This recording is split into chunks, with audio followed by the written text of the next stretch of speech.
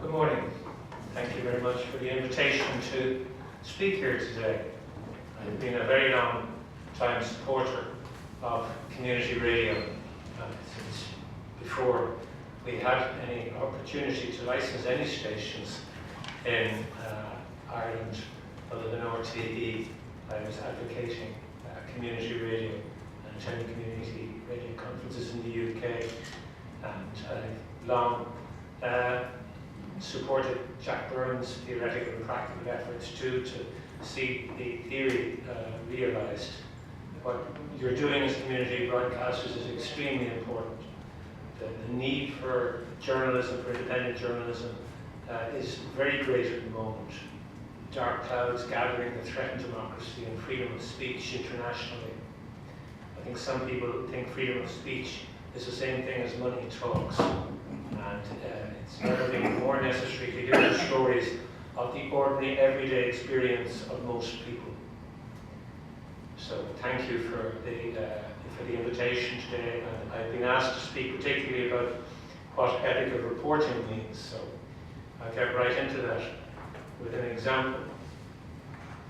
The current Disclosures Tribunal in Dublin cast an inquiry into how Garda whistleblowers have been treated, highlights the burning exhibition, and illustrates what ethical reporting should mean.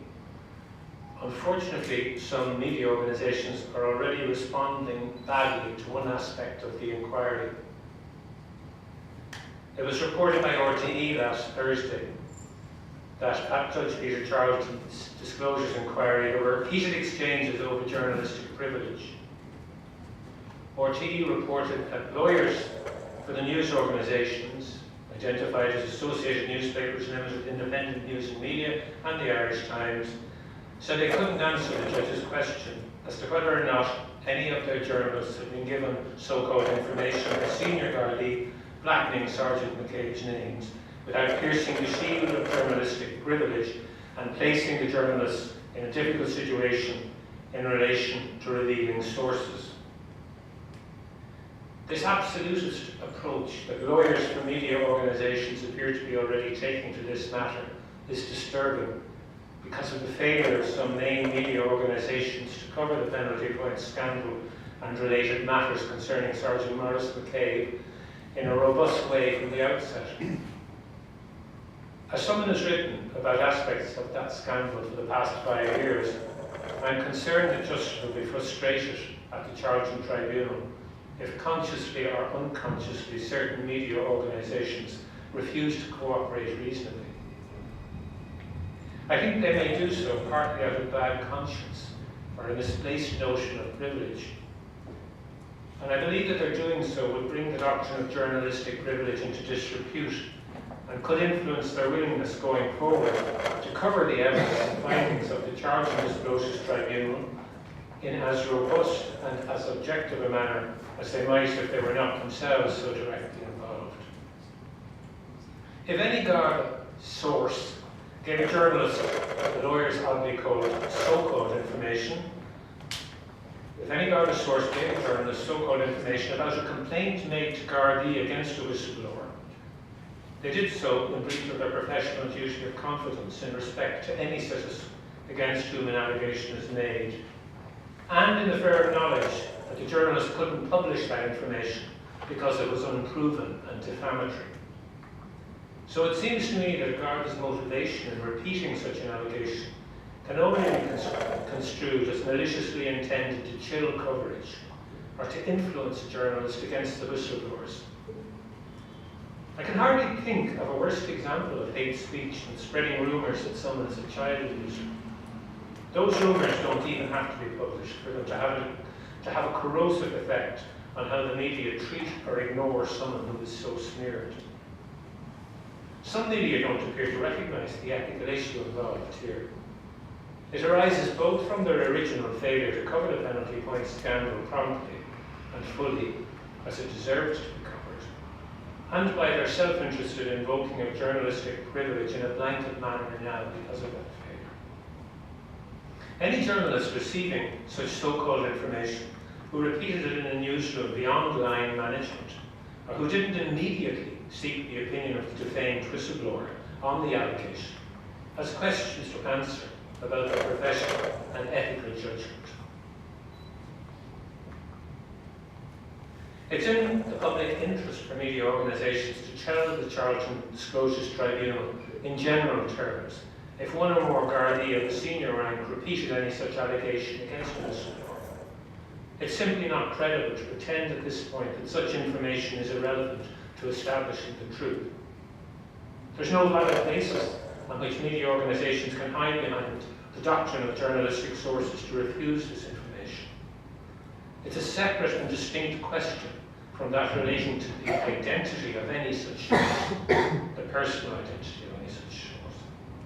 And the big number of Gardaí employed in Ireland means that none in particular will be identifiable from the disclosure of such general information. No shield is pierced by answering a question in general terms. Any journalist who finds him or herself in a difficult situation, as the lawyers, to use a lawyer's term, because of answering that question, does so only because the journalist fails to challenge and reveal such a smear at the time. They're still free to refuse to say who uttered the smear as they see fit, if they believe that the doctrine of journalistic privilege extends to such a source. The media can't have it both ways on this issue. Either they accept their internal failures, with consequences for the editors and reporters who allowed themselves to be used by Garda sources, or they accept that those who disseminated such hateful rumours are not sources in any meaningful sense, and either in general or specific terms identify them in the public interest and the interests of justice and truth. And before leaving that particular aspect of a very burning issue of unethical and hate journalism and hate speech, I should add that I'm very concerned to see all the media organisations represented by the same lawyers apparently.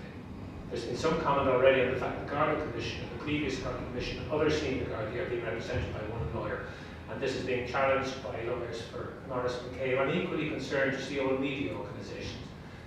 I'm very worried, I have been very concerned about the personal impact of this crisis and the whistleblowers involved for a long time, and I don't think they're out of the woods yet. So,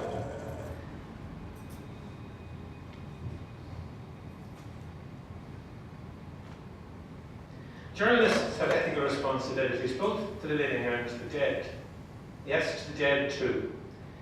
Whether writing about someone relatively unknown or a famous individual like Veronica Guerin, it's not fair to blacken their reputations by repeating unproven accusations that are unfounded or that are being made by criminals or others with self-interested agendas. I know of one family, for example, who were deeply upset when a bachelor relative died violently at his apartment, and his death was wrongly represented by a tabloid newspaper as part of a sadomasochistic sex routine. The journalist had jumped to a conclusion that was untrue. There's no great mystery about journalistic ethics. It needs no convoluted statute to lay out the requirements. Every time we have a problem nowadays in this country, we seem to demand a commission and a new statute, you know. It's not that difficult. We don't need an empty discourse to recognise what's involved. Codes of practice, like that of the National Union of Journalists or the Press Council, set out quite simply what's expected. And journalistic ethics can be summed up in two words. Words well known to us all if we're interested in sport. Fair play. I'm going to turn to how the NUJ put it, and I'm going to run through its dozen principles.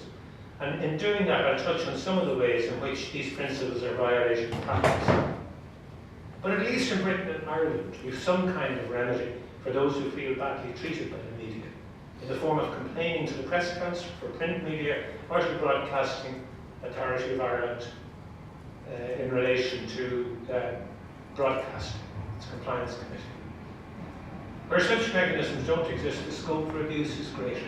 In the United States, they did away with the Federal Communication Commission's method of enforcing the fairness doctrine, it is known there, after a campaign funded by large corporations, which recognised that if they could do away with a media atmosphere that would be more sympathetic to big business and to the right wing, and that's exactly what happened. So under the NUJ Code of Practice, first of all, it says a journalist shall at all time uphold and defend the principle of media freedom, the right of freedom of expression, and the right of the public to be informed. Freedom of speech, may be guaranteed by law, but in practice, its value is eroded when media only express a narrow range of views. This happens sometimes either because the most dominant or popular media have come to be controlled by persons with specific self-serving or ideological agendas. So in these circumstances, journalists have an ethical duty to try and ensure that such control doesn't limit the range of opinions being heard or the scope of relevant information being provided to the public. If the number of experienced, professional and unionised journalists shrinks relative to the scale or number of media, then even where journalists act ethically to protect the public, their efforts may not be adequate.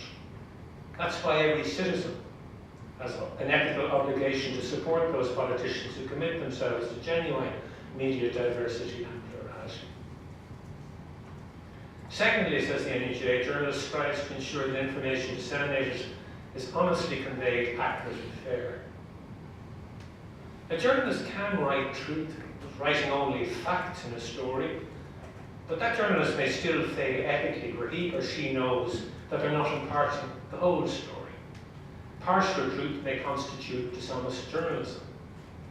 For example, a story about the number of rapes committed by immigrants may omit the crucial fact that the incidence of rape by immigrants is no higher than that by other sections of society.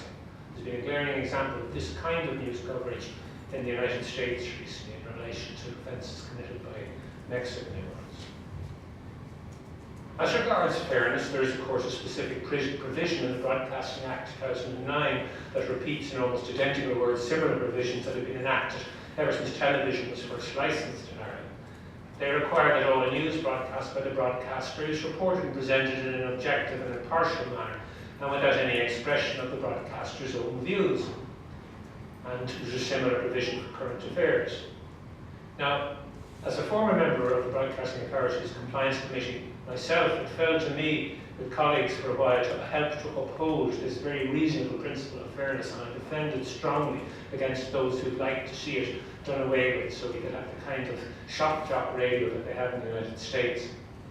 And I was very disappointed in recent years when a number of occasions where presenters blatantly transgressed the regulation in support of liberal causes concerning the Irish Constitution and gay marriage and abortion, that organisations such as Amnesty and the NUJ criticised the BAI.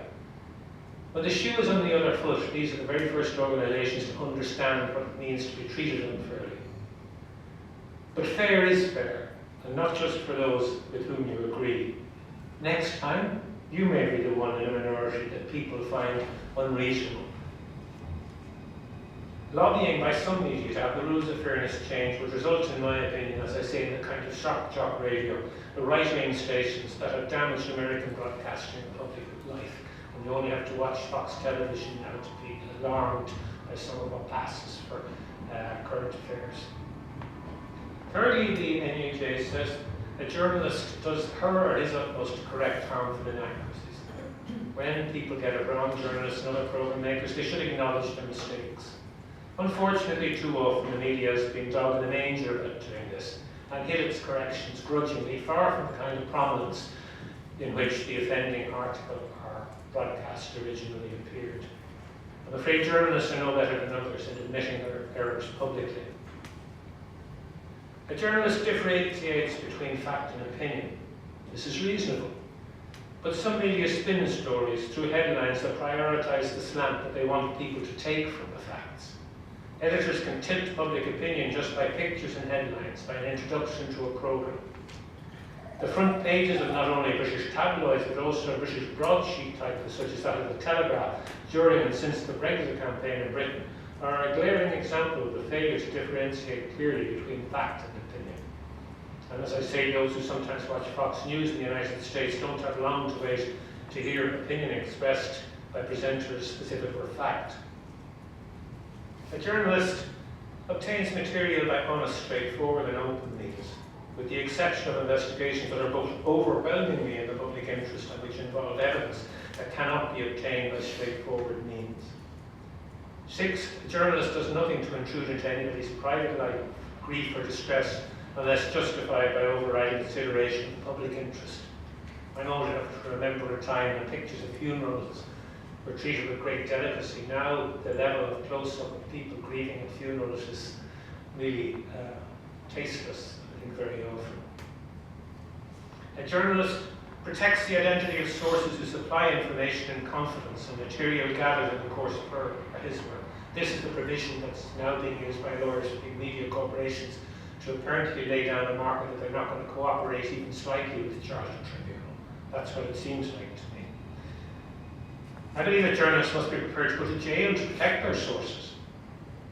But where information from sources may be malicious, where journalists have a linked ethical responsibility to deal with it immediately in a sensitive way that seeks and takes into account the opinions of anyone who is defamed by that information, especially when the information is little more than an allegation, then journalists have to consider the full implications of what they're doing, their responsibilities to all parties involved. A journalist resists threats or any other inducements to influence, distort, or any other inducements to influence, distort, or suppress information, and takes no unfair personal advantage of information gained in the course of her or his duties before the information is public knowledge. This ethical requirement may be related to the matter of sources, where, for example, a journalist who regularly gets their stories from a particular source has therefore in effect an inducement to please that resource, to repeat information with which they may have been furnished by their, in inverted commas, source. Ninthly, a journalist produces no material likely to lead to hatred or discrimination on the grounds of a person's age, gender, race, colour, creed, legal status, disability, marital status, or sexual orientation. It's refreshing to find that very few complaints have been made to either the BAI Compliance Committee or to the Press Council of Ireland that refer to hateful or discriminatory treatment of the categories of citizen to which the NUJ refers here. I'm not saying it doesn't happen, but there have not been many serious complaints made and upheld. In general, I believe the Irish media has shown sensitivity in matters relating to race, colour and creed, in general. But this is not to say that journalists don't share some underlying attitudes, even unconscious prejudices of the society in which they live, or that there have not been occasions when individuals or groups were treated unfairly. Now, as a journalist myself, I do think it's reasonable that on some occasions where it's required in the interests of truth, one need not be precious when it comes to identifying the ethnic or other distinguishing characteristic of those about whom one is writing. The journalist's job is not to represent the wishful thinking of organisations that purport to speak for segments of society. It's to tell the truth. Thus, in my opinion, it was quite proper for media at the end of 2015 to identify groups of men that assaulted or harassed women in Cologne on New Year's Eve as migrants or of Arab or North African appearance, if such was generally the case. But it was also right of editors not to rush into doing so without confirming the facts. Responsible editorial hesitation, while the cross-checking of facts in a socially sensitive context occurs, should not be misrepresented as self-censorship or suppression, so long as a relevant news story is told fairly within a reasonable period after the event. However, while the disturbing story was one of real public concern, what's one to say of the manner in which some British Brexit media gleefully raked up those assaults a year later? The Daily Express website claimed at the end of last year that sex attackers who openly assaulted scores of women in Germany a year earlier wanted to give Europeans the message that you cannot protect women. It has been claimed. Their reheated story this New Year past, was based on a German documentary, solely on a German documentary made by a right-wing historian who had criticised Angela Merkel's immigration policy, a controversialist title whose point of view, but it was just one person making one documentary in Germany that became this generalised story for the Daily Express. And not to be outdone, of course, our friends at the Sun, on the anniversary of Cologne, blared on its website that there was chaos in Germany at the end of last year. This national chaos, the scoop missed apparently by many other media, was seemingly caused by a small number of migrants allegedly assaulting 14 women, or at least 14 women, as the possibly disappointed Sun put it in an innuendo, that there just might have been more such attacks, although unfortunately he couldn't find any. In fact, one of the particular 14 attacks, as even it later mentioned in passing, was actually by a German.